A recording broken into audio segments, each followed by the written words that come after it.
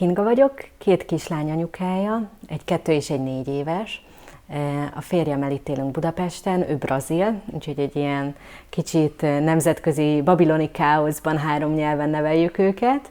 És hát igazából így a családdá formálódásunk az így a Covid előtt nem sokkal indult el, vagy kezdődött. Én akkor egy multinacionális cégnél dolgoztam, hát elég magas vezetői pozícióban, ilyen nagyon pörgős volt, nagyon utazós. Összeházasodtunk 2018-ban, és akkor rákövetkező évben így mondta, hogy hát azért most már így lassan gondolkodjunk azon, hogy egy picit lelassítunk. Ő egy 5 évvel idősebb nálam, és akkor még én egy nehezen gondoltam bele abba, hogy mennyire fog megváltozni így nagyjából minden, így egyik évről a másikra. Amikor én tinédzser voltam, akkor egy ilyen hasfájás miatt bementem egyszer a kórházba, és ott egy doktor így ilyen foghíról oda pöccentette, hogy hát magának PCO-ja van, és még hátrahajló méhe is, úgyhogy igazából majd, ha egyszer oda kerül, akkor baromi nehéz lesz teherbe esnie, mondjuk úgy 5% így a max. Ugye hát férjemnek megmondtam folyamatosan, hogy hát ez van, hogy nem tudom ez mit jelent, annó 19 évesen mondták, hogy ez egy ilyen csökkentett valószínűség, hogy tovább fog tartani, próbálkozni kell, és akkor így csupa olyan pár volt körülöttünk, akiknek tényleg ilyen 1-2 évbe beletelt, mire így a baba megfogadt. És valahogy így ezzel az infóval így a férjem így abban volt benne, hogy hát akkor ez nekünk is valószínű egy ilyen hosszabb út lesz, nem baj, támogatjuk egymást, minden oké lesz. Hát egyszer, úgyis sokáig fog ez tartani, úgyhogy akkor egyszer nem védekeztünk. Egyszer nem kellett tenni ellene, és a lányom már meg is fogant. Ami érdekes volt benne, hogy én körülbelül 2 perccel utána már tudtam, hogy ez így, ő már így, akkor ez így sikerülni fog. Úgyhogy hát azóta is hallgatom a férjemtől, hogy persze, te azt mondtad, hogy itt sokat kell majd erre gyakorolni, és hogy mennyire akar gyakorolni. És akkor így indult el a várandóság maga, ami utána egyre jobb lett, amint ezek a fizikai tünetek eltűntek, és egyébként egy tök aktív, pozitív időszaknak éltem meg. Támogató volt igazából mindenki. A munkahelyemnek volt egy ilyen fura hozzáállása, hogy oké, rendben, persze, meddig maradsz és mikor jössz vissza, szóval a fókusz az náluk nyilván az volt, hogy akkor mennyi lesz itt a kiesés. A szülésre abszolút készültem, viszont a férjem nem tudott, mert nem nagyon van itthon lehetőség arra, hogy külföldi és magyar anya egybe tudjon esetleg szülésfelkészítésen részt venni. Meg hát egyetlen szonográfus kivételével őt így kihagyták így mindenből, mert nem tudott angolul beszélni,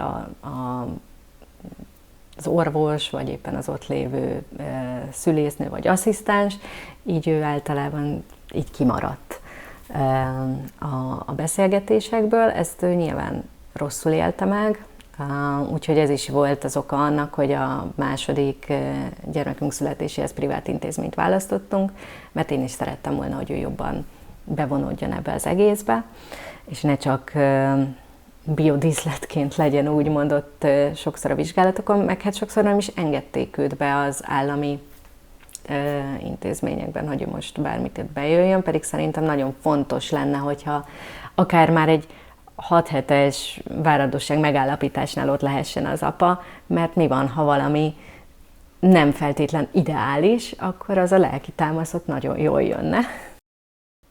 Érdekes volt, mert előző nap így apukámmal voltunk a piacon, éppen még elmentem egy csaptelepet megvásárolni utána, mert hát mikor jut eszébe az embernek a WC tartályt lecserélni meg a csaptelepet, hanem pont akkor, amikor szülni készül.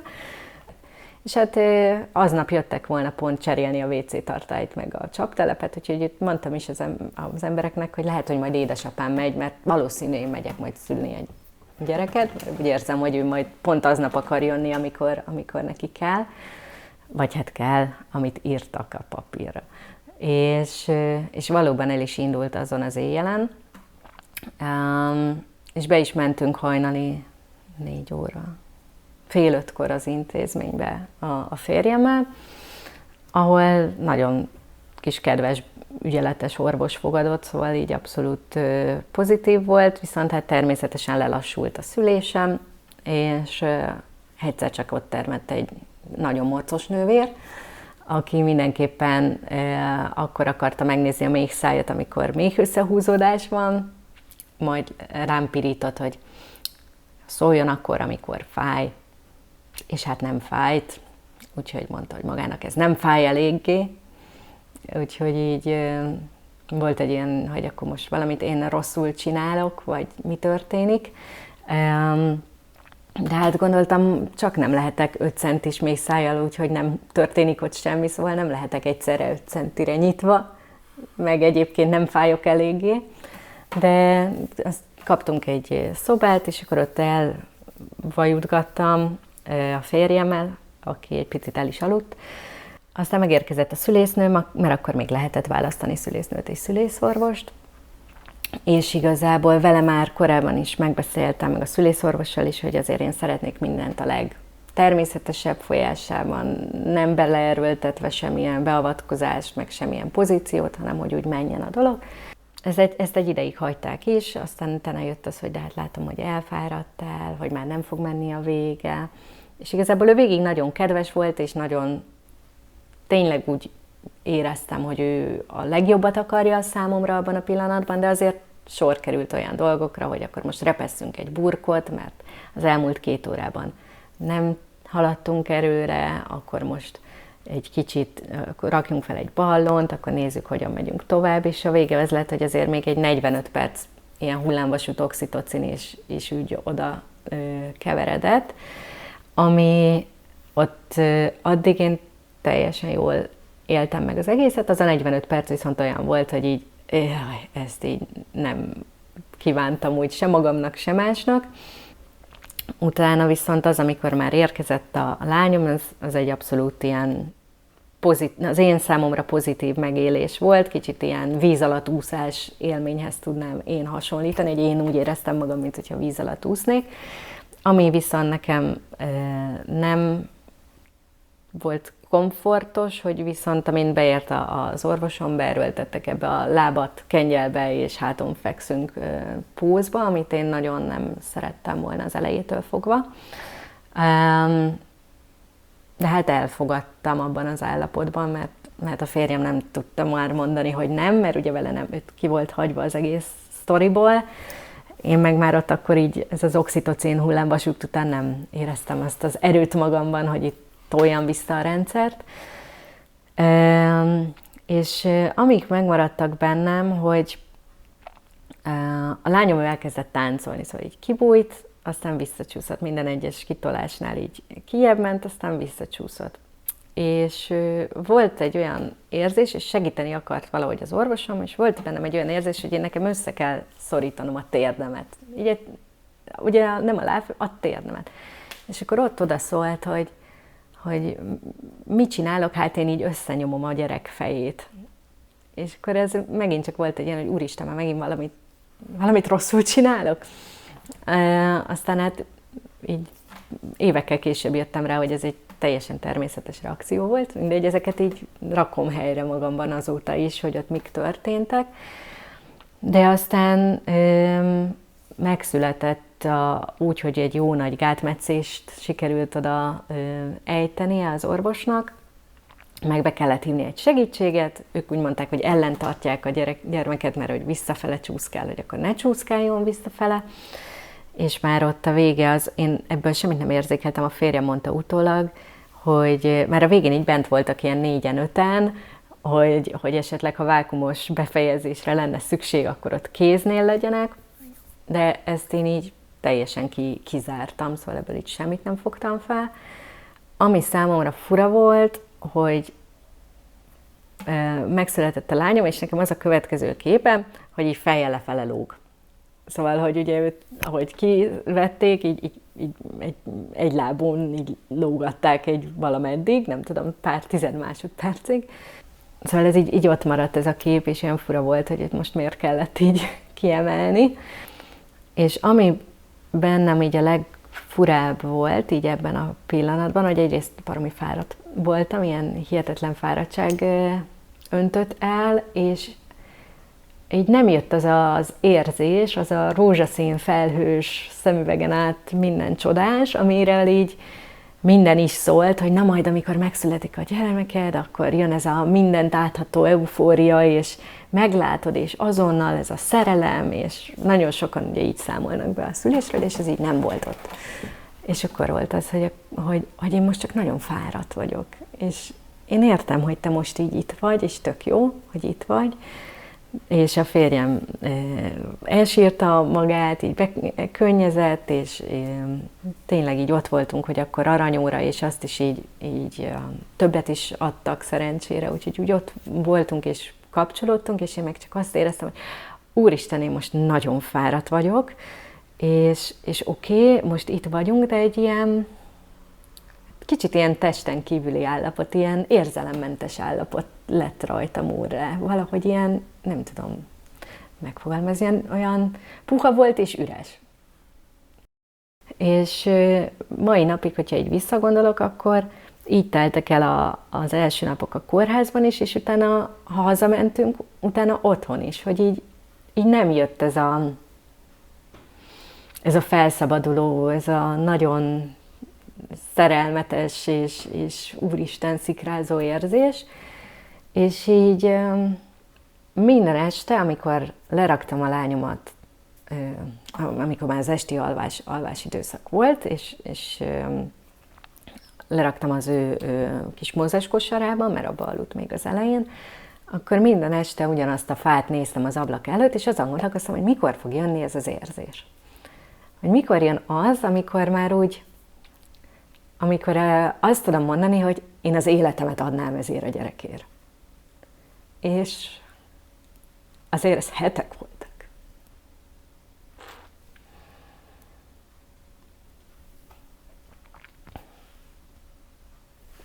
És ettől egy picit a mai napig bűntudatom van, hogy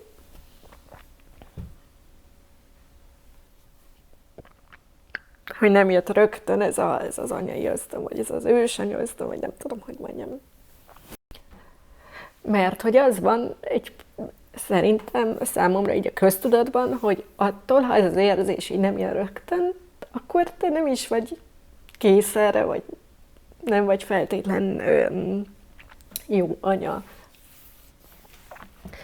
És akkor azon gondolkoztam sokat, hogy ez vajon azért van, mert én még beragadtam a korábbi énembe, amit ugye elég gyorsan váltottam le, így hogy elég sokáig dolgoztam, meg volt ez a pörgés, és akkor ugye egyszerre megérkezett a Covid is így a lányommal, úgyhogy jött az egész frusztráció abból is, hogy akkor most így teljesen bezárul a világ, nagy volt a kontraszt, és bár minden úgymond fiziológiailag tökéletesen működött, mert tök jól tudott szopizni, nagyon szépen nőtt, fejlődött, minden, de egyszerűen ott maradt ez a puha érzés. És például akkor így mondjuk sírni se tudtam volna. Szóval ez olyan szinten egy ilyen neutrális érzés volt pár hétig, hogy így nem tudtam így vele mit kezdeni így abban a pillanatban. És igazából nem nagyon tudtam erről beszélni se, úgy senkivel, mert hát ezt így erről így hogy beszélsz bárkivel is.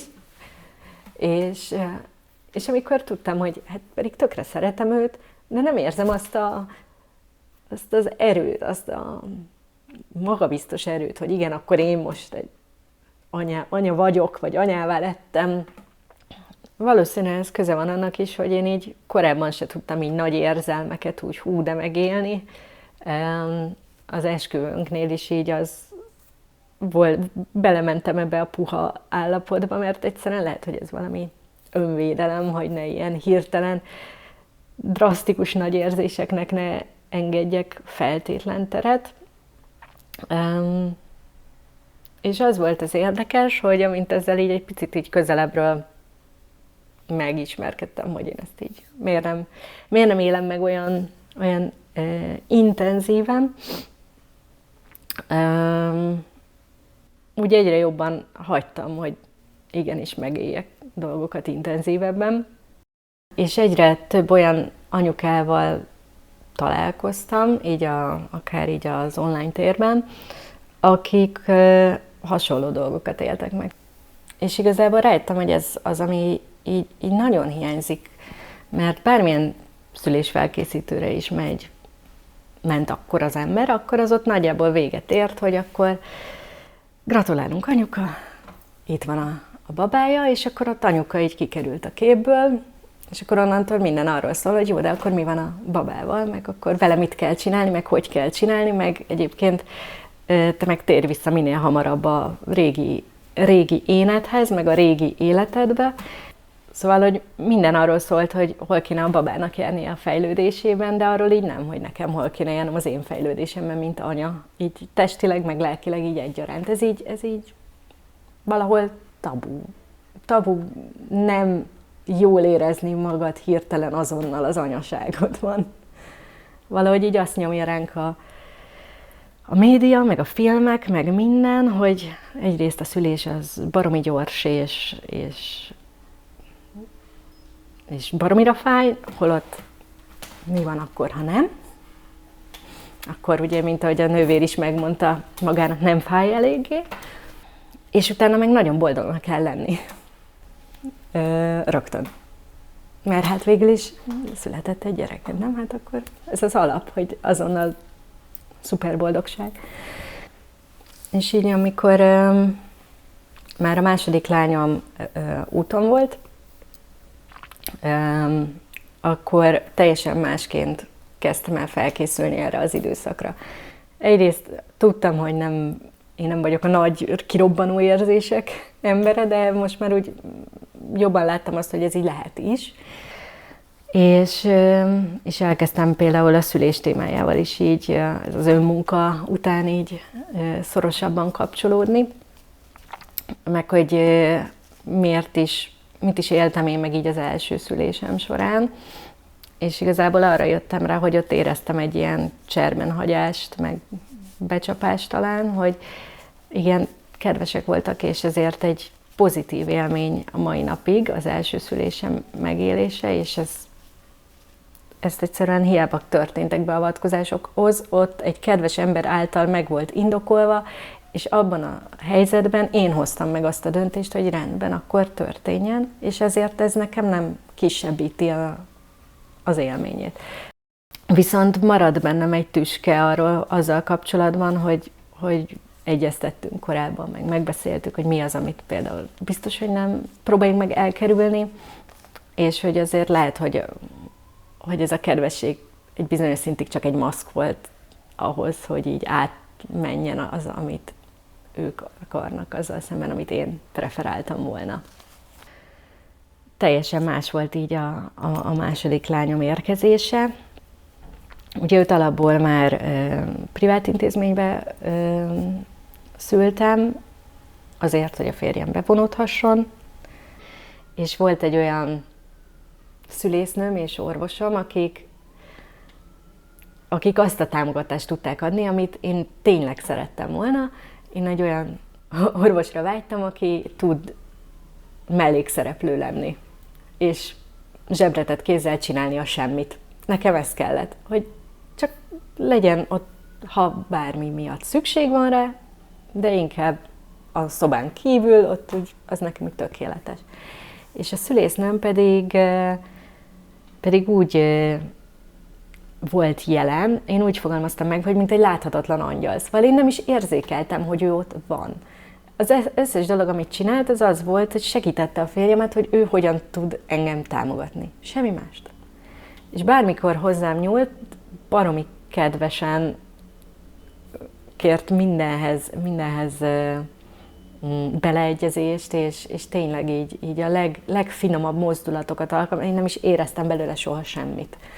És ők voltak azok, akik így párban már akkor, amikor érkezett a kisebbik lányom, ők azt mondták, hogy jó, akkor nyúlj oda, érezd, ott van, akkor nézd, itt a válla, nem szeretnéd magadra tenni? És nem nyúltak hozzá, hanem úgy született meg a lányom, hogy én tudtam őt megfogni, és én tudtam őt magamra emelni.